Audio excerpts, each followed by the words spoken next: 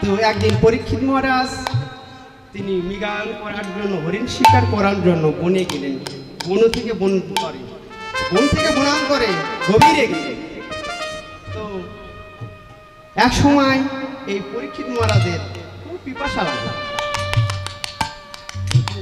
যখন পিপাসাপ্ত হন তখন এই পিপাসাকে দূরীভূত করার জন্য তিনি কুটির খুঁজতে লাগলেন।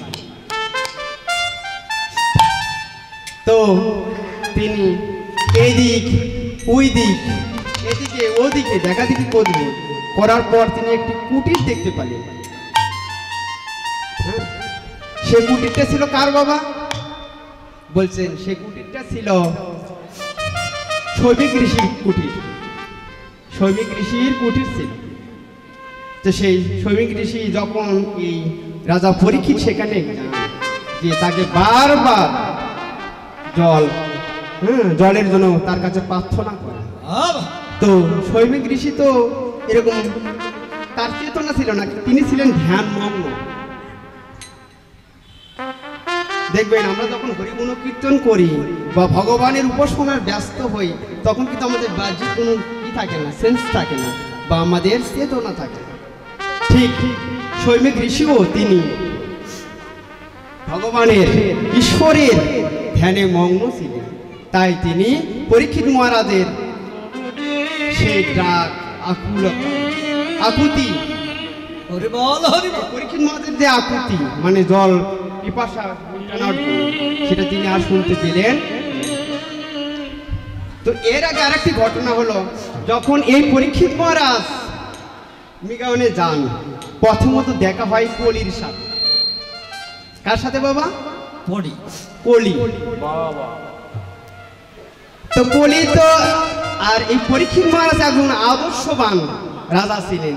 তিনি রাজ্যে সমস্ত প্রজাগণকে নিজের সন্তানের মতো প্রতিপালন করতেন এবং তিনি সৎ, চরিত্রবান, নিষ্ঠাপরায়ণ একজন সাধু প্রকৃতির রাজা ছিলেন। তো যখন এই কলির সাথে দেখা হয়, আপনারা জানেন কলি মানে হলো কলহ, কলি মানে অন্ধকার, কলি মানে ছলনা, কলি মানে কপটতা, কলি মানে মিথ্যাচার। তাহলে একজন সৎ, চরিত্রবান, নিষ্ঠাপরায়ণ কোন রাজার রাজ্যে কি এরকম কলি থাকতে পারে? তাই পরীক্ষিত মহারাজ এই কলিকে বললেন যে আমার এই রাজ্যে তোমার কোন স্থান হবে, এই মুহূর্তে তুমি আমার এই রাজ্য পরিত্যাগ করে অন্যত্রে যাও। তো এই কলি মহারাজ তখন কি করলেন? কলি মহারাজ তখন বললেন যে প্রভু, আপনাকে যে সৃষ্টিকর্তা সৃষ্টি করেছেন ঠিক আমাকে তো একই সৃষ্টিকর্তা সৃষ্টি করেছেন। তো আপনার যদি এখানে স্থান হয় আমার কেন হবে না? তাই না বাবা? একজন বড় লোক, তাকেও তো ভগবান শ্রীকৃষ্ণই সৃষ্টি করেছেন, পরম স্রষ্টাই তো তাকে সৃষ্টি করেছেন, আমরা নিজেরা সৃষ্টি হয়েছি না? ছোট বড় এ জগতে যা কিছু সৃষ্টি হয়েছে সমস্ত কিছু কার থেকে হয়েছে? ভগবান শ্রীকৃষ্ণের কাছ থেকেই হয়েছে। তাই তিনি প্রার্থনা করলেন, আমি সাধুমুখে শুনেছি যে আপনি একজন সৎ চরিত্র এবং সাধু গুণের অধিকারী, আর আপনি দীনজনের বন্ধু, যারা আশ্রয় যাদের নেই সেই সমস্ত ব্যক্তিকে আপনি আশ্রয় প্রদান করেন। তাহলে আমিও আপনার কাছে আশ্রয় প্রার্থনা করি। হে রাজন, আমাকে এমন একটি আশ্রয় দেন যে আশ্রয় গ্রহণ করলে আমার আর কোনো ভয় থাকবে না। তো কলির এই আকুতি দেখিয়ে দেখবেন সাধুগুরু বৈষ্ণব যারা সাধু প্রকৃতির মানুষ তাদের হৃদয় কিন্তু কি হয়? নরম, দয়াবান হয়, ক্ষমাশীল হয়, তারা দয়ালু হয়, দয়ালু। তাই পরীক্ষিত মহারাজও ছিলেন দয়ালু কৃপালু। তাই কলি মহারাজের সেই প্রার্থনা শুনে তাকে বললেন যে তথাস্তু, তোমাকে আমি 5টি জায়গা দিলাম, যে জায়গায় তুমি আশ্রয় নিলে আর কোনো ভয় থাকবে না। 5টি জায়গা কি কি বাবা? 5টি জায়গা হলো যেখানে আমি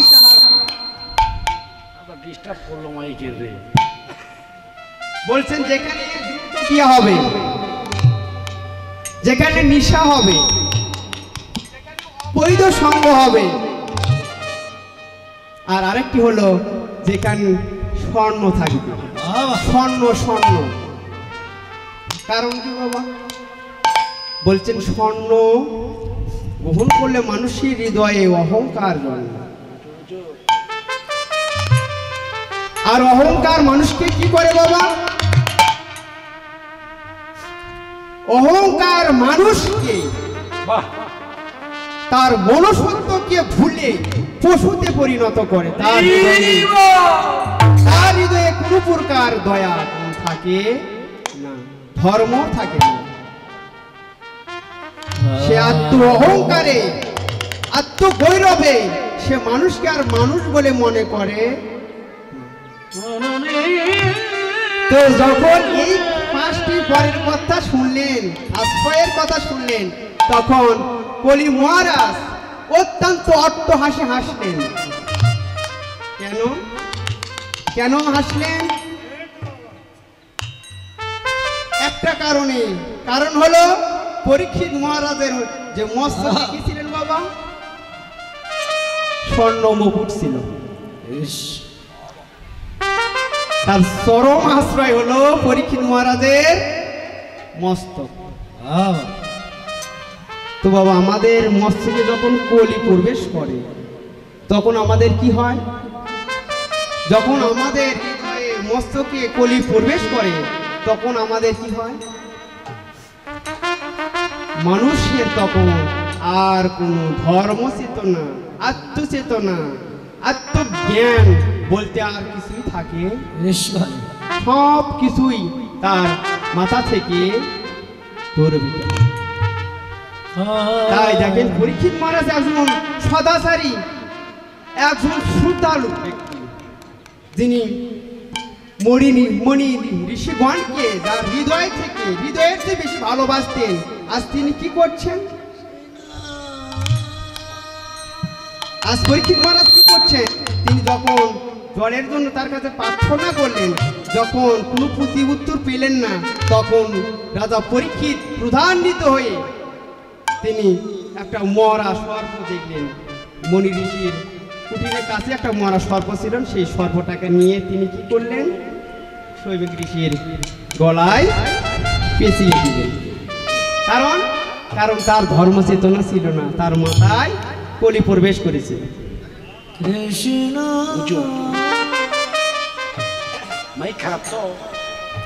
তো যখন পরীক্ষিত মহারাজ এই কাজ করে সে স্থান ত্যাগ করলেন, আর ওই যে কাজ চলছিল ওই কাজের সময় কিছু ঋষিপুত্রগণ তা দেখতে পেলেন। তো ঋষিপুত্র বললেন যে আমরা শুনেছি এই জগতে যারা কৃষ্ণ উপাসনা করে, ভগবানের উপাসনা করে, তারা তো সকল মানুষের কাছে মনুষ্য হয়, সকলের কাছে শ্রদ্ধাবান হয়, সকলে তাদেরকে সম্মান করে, ভক্তি করে।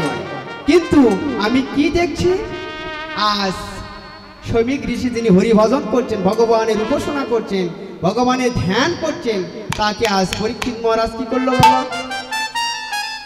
সম্মান করা হলো। তাই ঋষিপুত্রগণ শৈবিক ঋষির পুত্রকে বললেন, হে সিংহি, আমরা এতদিন শুনেছি তোরা এই জগতে সবচেয়ে তোরা হলি সম্মানের পাত্র, কিন্তু আজকে আমি দেখলাম যে না, তোরা এই জগতে সবচেয়ে নিচু স্তরের ব্যক্তি। কারণ পরীক্ষিত মহারাজ আজ কি করেছে? সামান্য একটু অপরাধের কারণে আজ গুরু দণ্ড লঘু দণ্ড দিল। তো শোনা মাত্রই শৈমিক ঋষির পুত্র শোনা মাত্রই সিংহমণি গঙ্গাকে হাতে নিয়ে তিনি সঙ্গে সঙ্গে অভিশাপ দিলেন। কি অভিশাপ দিলেন? যে সপ্তম দিনের মধ্যেই এই রাজা পরীক্ষিত যেন মৃত্যুবরণ করে, সর্প তক্ষক দংশনে যেন তার মৃত্যু হয়। তক্ষক মানে কি বাবা? তক্ষক মানে হলো সর্প, সর্প মানে সাপ, আপনি সকলেই জানেন। আর সাপের আরেক নাম হলো কাল। আর সপ্তম দিন দেখবেন আমরা কিন্তু সকলেই বাবা কালের দ্বারাই মৃত্যুবরণ করব এবং সপ্তম দিন আমাদের সকলের মৃত্যু হবে। দেখবেন শুক্রবার থেকে গণেন 7 দিনে আসবে, তাই নাকি বাবা? আবার কালের পরিপ্রেক্ষিতে আমরা ছিলাম কৌশল থেকে তৎসঙ্গে আমাদের মৃত্যু হয়েছে। আমরা কৈশব ছিলাম, জৈবন প্রাপ্ত হয়েছি, যারা ব্যাধিগ্রস্ত হয়েছি, এক সময় আমরা কালের দ্বারা মৃত্যুবরণ করব। কালের আরেক নাম হলো সর্প, তাহলে আমরা কালের দ্বারাই মৃত্যুবরণ করব। এই যে ঋষিপুত্রের যে অভিশাপ, এটা কিন্তু মিথ্যা অভিশাপ নয় বাবা। আমরা এই 7 দিনের মধ্যেই মৃত্যুবরণ করবে এবং কালের দ্বারাই সম্ভব হবে। তো ঋষিপুত্র বাবার এই অপমান দেখে রাম রাম তার সেই আবেগকে ধরে রাখতে না পেরে কান্না করতে করতে ঋষিবরের কাছে গিয়ে তিনি আবেগ ভরে কান্না করছেন। তো বাবা পুত্রের কান্না শুনলে কোন পিতা তার সেই হরিভজনের ধ্যান মগ্ন থাকতে পারবে বাবা? তাই শৈমিক ঋষির ধ্যান ভেঙে গেল। যখন এই শৈমিক ঋষির ধ্যান ভেঙে গেল তখন ঋষিবর বললেন, হে পুত্র তুমি কেন কাঁদছো? তোমার কান্নার কারণ কি? কেন তুমি কান্না করছো? তোমাকে কেউ কি তোমাকে বকেছে? না, কেউ কি তোমাকে আঘাত করেছে? তখন ঋষিপুত্র বললেন, বাবা আমাকে কেউ আঘাত করেনি, আমাকে কেউ কটু কথাও বলেনি, আমি একটা কারণে কান্না করছি। সে কান্না হলো বাবা তোমাকে অপমান। আমি এই শুনেছি যে যারা হরিভজন করে সে সমস্ত মানুষকে সকল জীব সম্মান করে, কিন্তু আজ কি দেখলাম? আজ দেখলাম সামান্য কারণে আজ তোমাকে এরকম একটা শাস্তি প্রদান করল। ঋষিবর তো ধ্যান মগ্ন ছিল বাবা, তার তো কোনো বাহ্যিক সেন্স ছিল না। তিনি তো দেখেননি যে তার মস্তকে সর্পটা পেঁচিয়ে আছে। তো তখন ঋষিপুত্র সমস্ত কিছু খুলে বললেন তার পিতাকে। তখন তার পিতা তাকে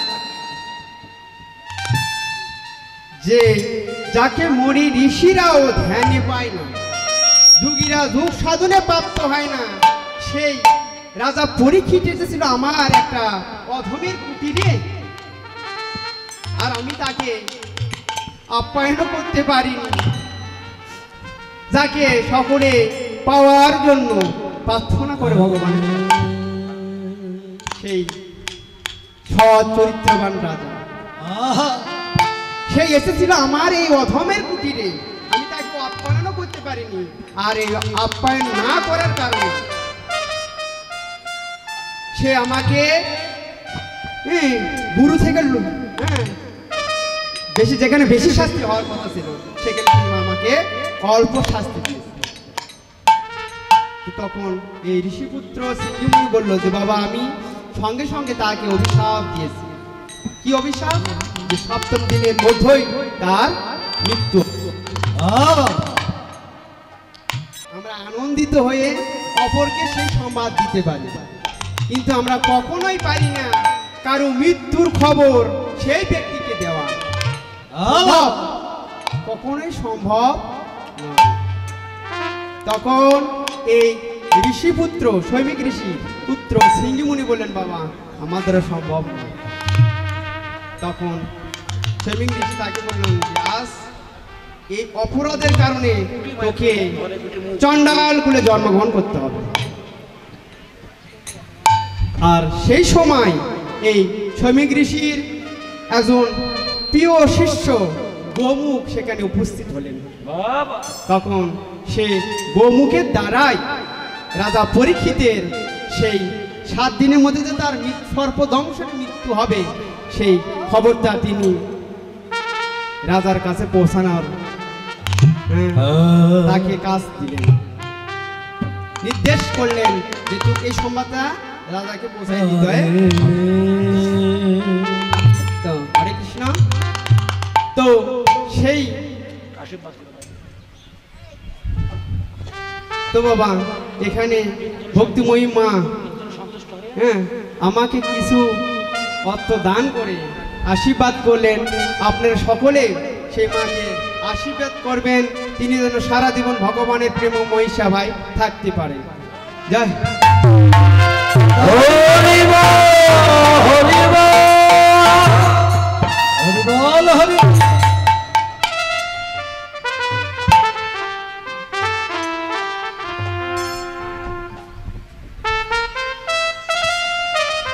তো হরে কৃষ্ণ।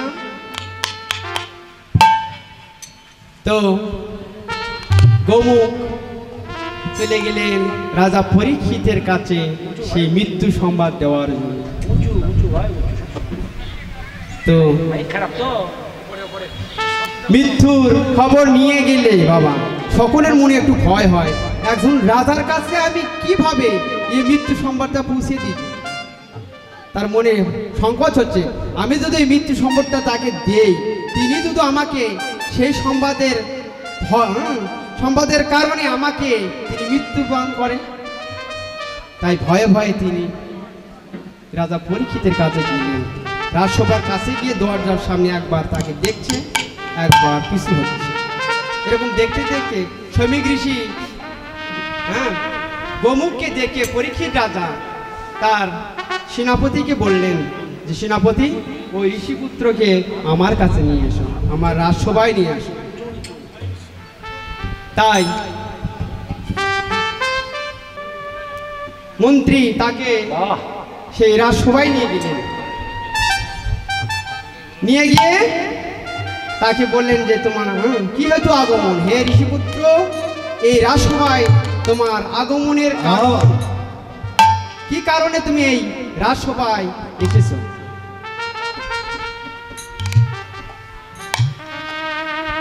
তখন ঋষিপুত্র তাকে বললেন যে আপনার 7ম দিনের মধ্যেই মৃত্যু হবে, এটা শৈমিক ঋষির পুত্র সিঙ্গিমুনির অভিশাপ। আর এই মৃত্যু কথা শুনে সঙ্গে সঙ্গে রাজা পরীক্ষিত সমস্ত রাজ্যভার তার সন্তানের হাতে হস্তক্ষেপ করে তিনি গঙ্গা পুলিনি রণসন শুরু করলেন, যেটা আপনারা সকলেই জানেন। কারণ আপনারা ভগবানের নির্দেশন, ভগবানের সে প্রিয়তম গ্রন্থ কি বাবা? ভাগবত। আপনারা সকলেই অধ্যয়ন করেছেন। তো শোনা মাত্র পরীক্ষিত মহারাজ রাজ্যভার তার সন্তানকে দিয়ে তিনি গঙ্গা পুলি নিয়ে রণসন শুরু করলেন।